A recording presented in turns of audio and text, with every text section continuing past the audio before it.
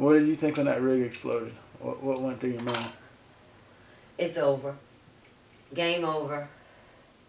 Time to get the hell out of here.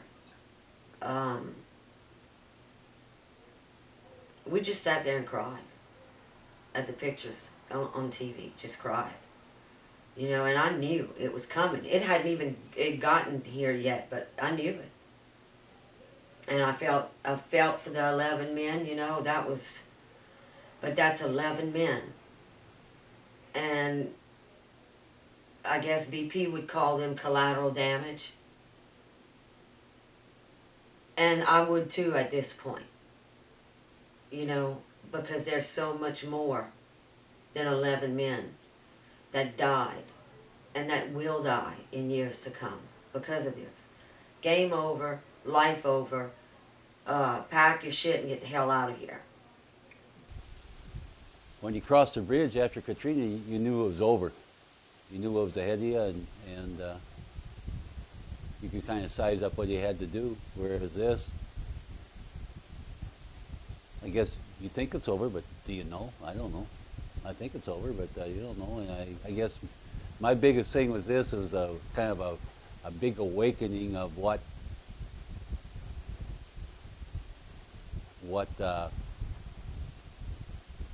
apparently how much money there is in retail and gasoline to protect your brand name. You'll spend what I'd consider millions or billions of dollars just to do things for the television cameras. And I think that a lot of the money that was spent in Grand Isle was spent for no other reason than that. You got the politicians in a two-pronged attack. One, they need tax dollars, so they can't say that the water's messed up because they want the tourists to come. And the other point is they've been giving them money for all this. You know, they're giving them money, so nobody's telling the truth. You know, that's what's going on. I mean, they're covering up everything they could cover up, and they want to put out the impression that everything's beautiful. You know. And it falling right into BP's hands. This ain't the first major disaster BP has had. You know, they're getting good at it. They're getting good at covering it up. And NOAA and the Department of Fish and Wildlife came and knocked on our door one day, and they were investigating the use of dispersants in inland waters. So I agreed to let them see some of my pictures. And after various questions that I asked them, I did not feel that we were quite on the same page. So after keeping them here for about 3 hours or so, the guy finally asked me, well, will you just make me a copy of the pictures of the Corexit tanks and the spray boats and things like that, and you know, make me a disc of that. And so I agreed to make him a copy of the disc. But then when I called him back 2 days later to notify him that I knew where he could get some fresh samples of dispersants washing up, and he never called me back, I knew then that we weren't on the same page in any of this. So I'm not completely confident that the government's testing has been adequate to really assess, you know, what contamination may have gotten into the seafood supply and what the levels really are in certainly like the oysters and shrimp and crabs. But you know what we've noticed? Our crab pot corks. We painted all of them before we put them out there. Oil-based spray paint. Yeah. The paint, won't stay on. within 2 weeks of us putting it out there, it's gone. It's going to take decades and decades for the life to come back to this place. It's not even the same island anymore. People have moved here that don't know what this island is. They moved here because they were working here. They don't appreciate what we had. They don't know what we've lost. They were looking for cancer. They just was so sure that it was cancer, and I kept telling them, look, you know, it's toxic. It's the toxins. I just feel like the only thing that's changed in his in his life as well as my son's is that that can be causing this is whatever is on those boats that's coming in.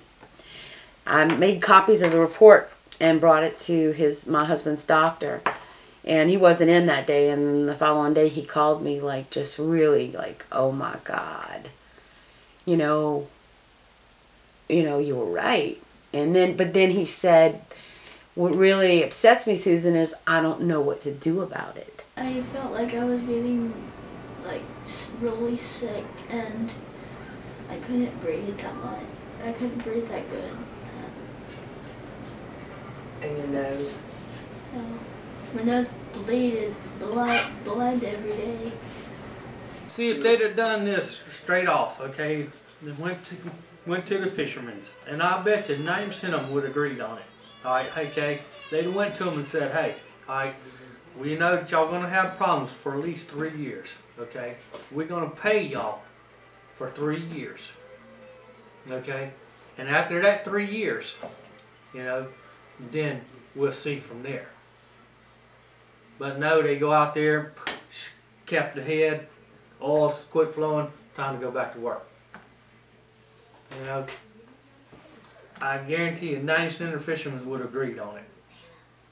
Until this, because I don't see no future in it. I mean, basically what they're doing is defamation of character, Yeah. right?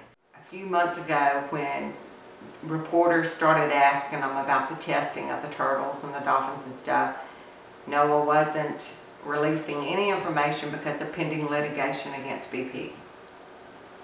But then all of a sudden, when the turtle deaths spiked in April, NOAA comes out like in May and says that the shrimpers are killing the sea turtles.